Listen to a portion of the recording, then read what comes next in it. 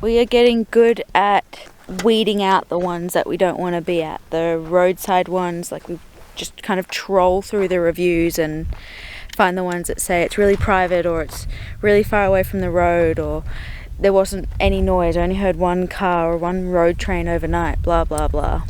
That's the sort of stuff that we're looking for. And this place is pretty mint. Looking forward to it. Looking forward to getting back to camping. Yeah.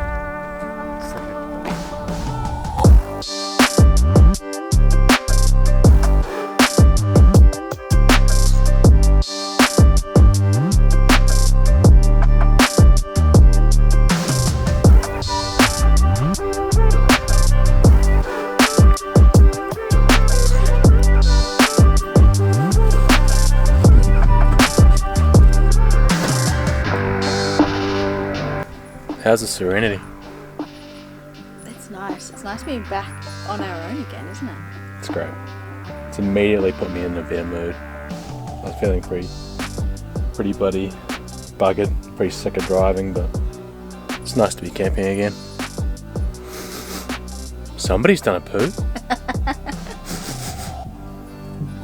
Better go and pick it up.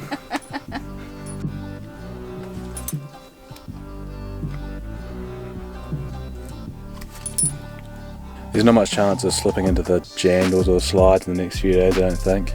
Straight into shoes or boots. Otherwise, I'll end up with red stained feet.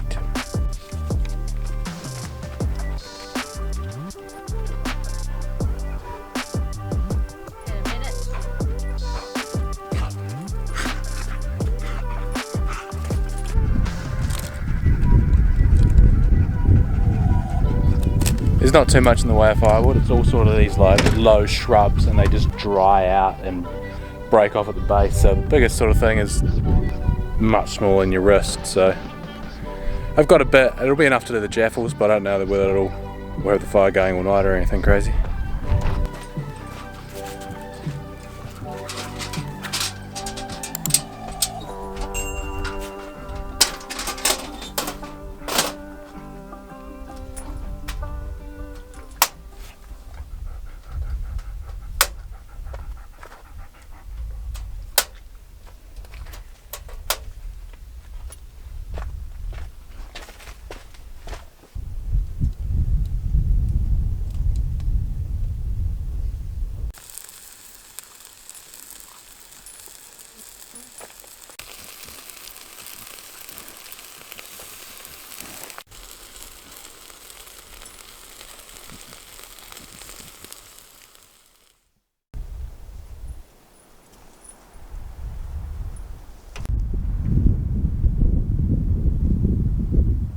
Mehrts is a bit like a baby, so if she's a bit restless or she seems like she's a bit upset, there's only a few reasons for it.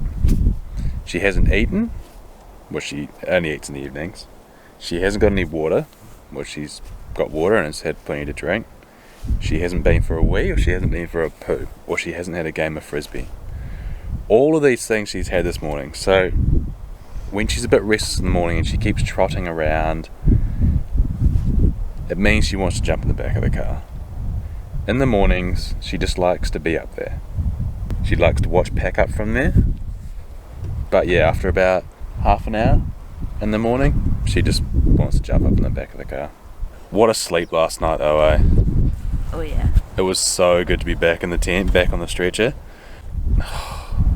We were in bed at like 8:45 or something. I think I was asleep after 10 minutes and then didn't wake up until about 7 o'clock. But it slept better as well. Because people leave to do the sunrise viewing of Uluru, they're up at like 3 o'clock in the morning and they're stomping around and there's no bloody sound insulation in between the rooms. And then the truckies get up at 5. So she was up all the time. But yeah, she just slept until like 7 o'clock this morning when she licked my cheek. And also we've changed the water over. Yeah. So we're drinking out of the Queensland Jerry. Out of the Cloncurry water, which was quite funny actually, because you don't know at the time, but it tastes like super rivery, like river stones, which was you know, it's very palatable compared to... Oh my god, you've got a fly stuck in your eye, up in there. Oh my god, it's gone now, it just fell out. But it was stuck in there. Oh! He was blinking, I could see the fly stuck in his eyelid. Oh! Oh!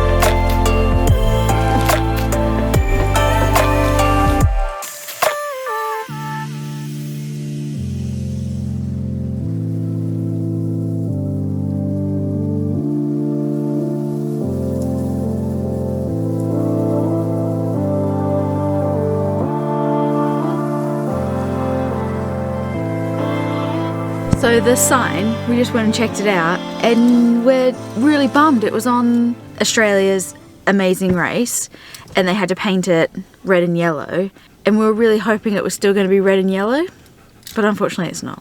And white on the overcast cloud isn't quite as impactful as... It isn't. But you can see all the splatters from where they had painted it, so there were splatters all over the metalwork. Coober Pedy should have left it. What an attraction. Now it's just a boring white sign.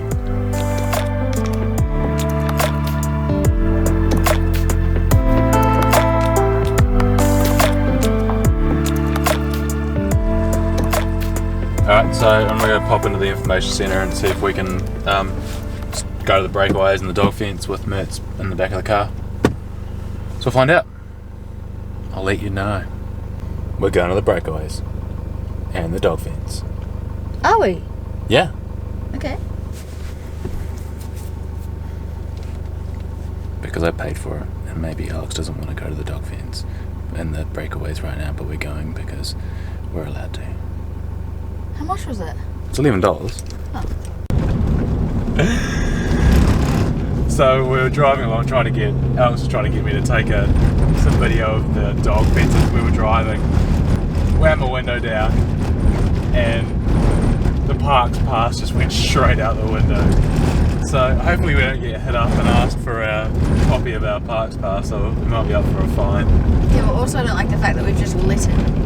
No, that's disappointing as well. But you didn't want to go back. It was gone, buddy. It was gone. No, we could have driven back. There's no way we would have found that piece of paper, buddy. It was gone. This is the face of a wizard.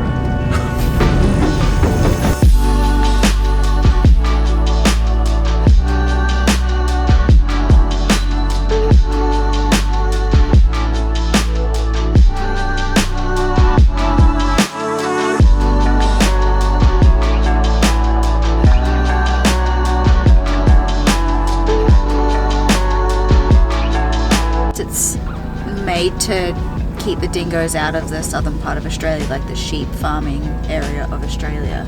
It was built in the 1880s and it's been updated and but for the most part 2/3 of the fence is over 100 years old. I mean, it's incredible. It's like it runs from the Nullarbor Plains through to southeast Queensland, through to Dalby. It's over 5,000 kilometres long. It's amazing. Like, I mean, it's a fence, but it's amazing that they were able to build that in the 1880s. And apparently is one of the longest man-made structures in the world.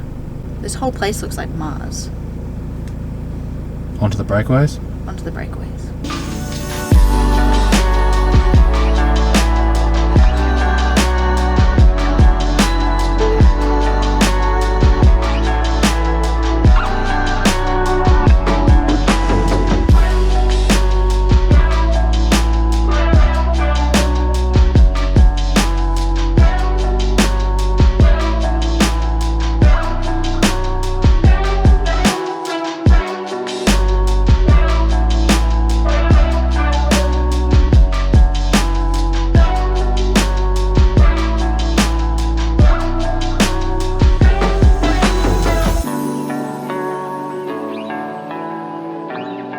The Breakaways is one of the hottest places in Australia, regularly 45 degrees Celsius and ground temperatures of 65 degrees. It was formed from like an inland sea, and it's all just various states of erosion and sedimentary rock build-up that's resulted in the rock formations the way they are. It's pretty great. It's got massive Aboriginal significance as well, and there's lots of Aboriginal stone tools that have been found around, and each formation has like a different story and different significance to the Aboriginal people. But yeah, I think we're pretty much done here, aren't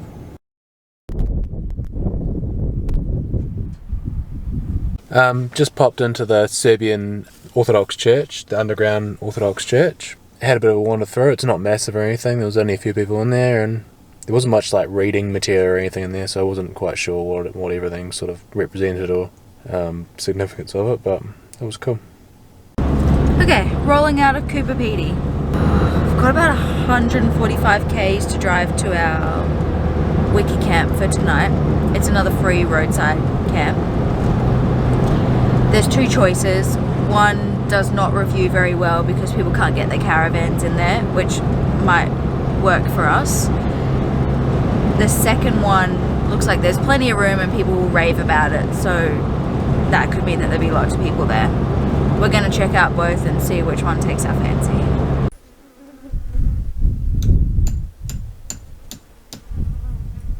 Alright, camp.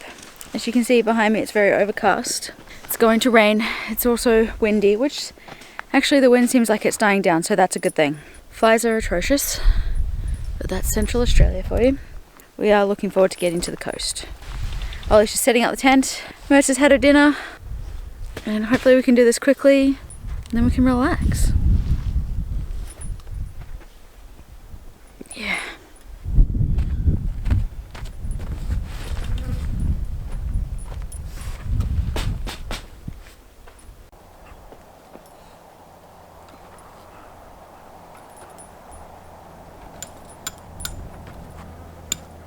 Alright, so a bit of a first for us. We knew there was some rain coming, we weren't sure how much, so we put the fly up for the first time.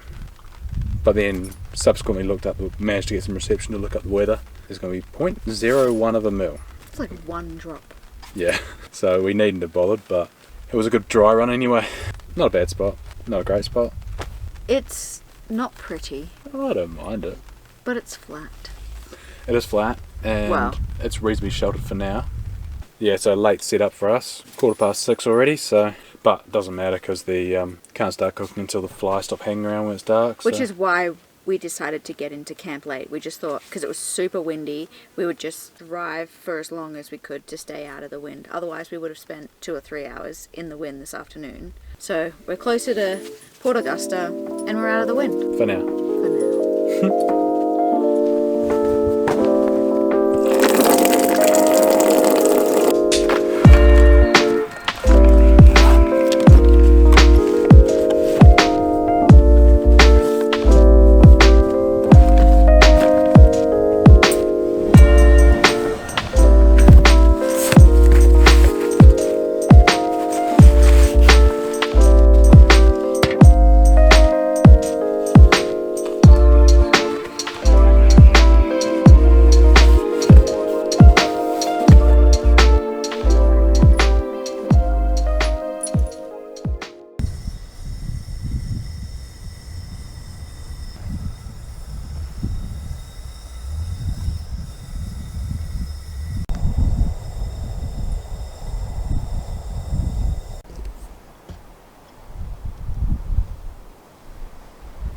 last night.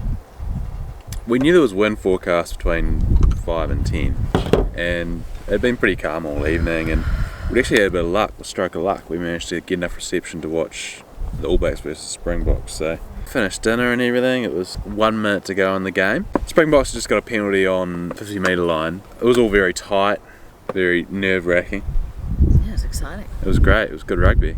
We heard the sound in the distance, and Alex was like, "Is that rain?" And I was like, "No, it's wind." I ran over to the shower tent to put it away as fast as I could, because I knew if the wind starts kicking up, it's the first thing that's going to be whipping around.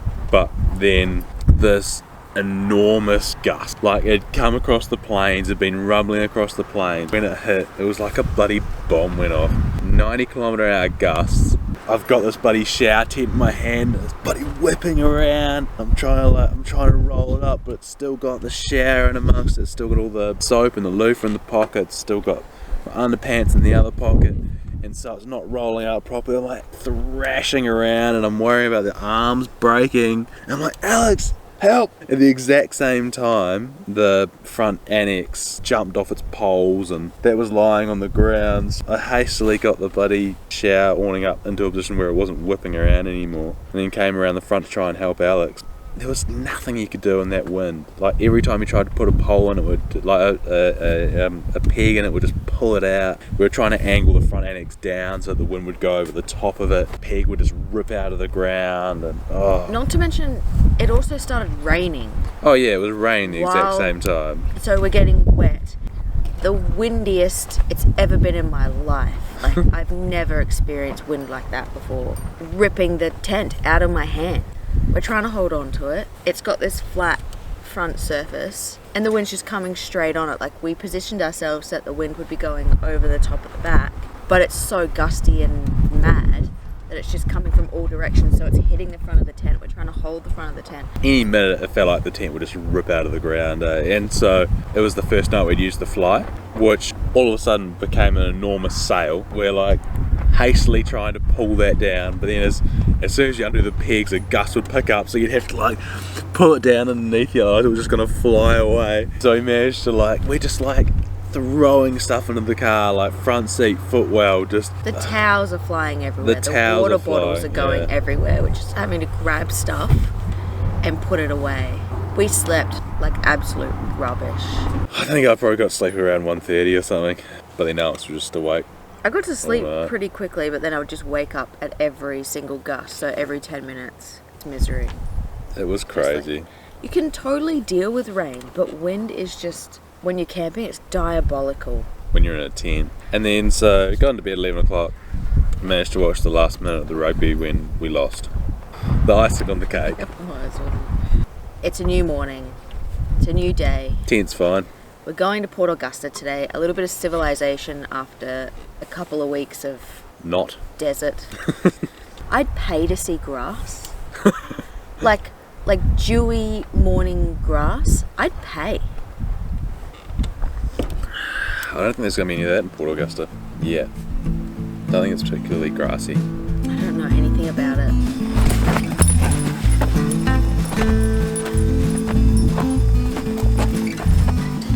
Oh, where you from now?